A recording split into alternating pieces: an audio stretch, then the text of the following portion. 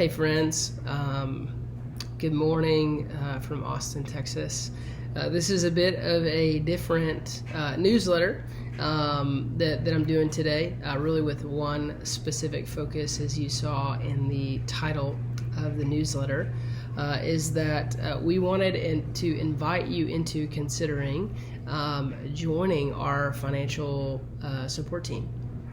And the reason for doing that is plain and simple, is that for the gospel to go out here in the city of Austin, for us to see new people come to faith, we need partners like you who would say yes to partnering with our church. I'm reminded as a church, as we're launching this Sunday, will be our first gathering in our home. And we're going to be preaching through the book of Philippians, and it's really a support letter. Paul was funded in his ministry by this church, and he has this really great line in Philippians 4. I'm going to read it.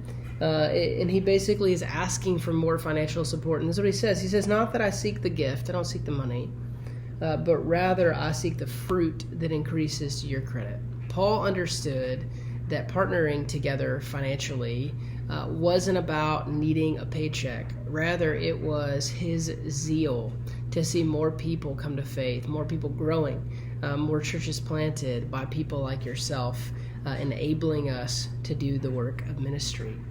Quite frankly, we're here in the city of Austin, and we're starting this church, and we're in a really great place financially, because the majority of our support comes from people like you who together are putting together the resources that we need for me to be a full-time pastor as this fledgling church gets up off the ground, and is enabling us to do a lot of really strategic things that a group of 20 to 30 of us are together starting this church here in East Austin.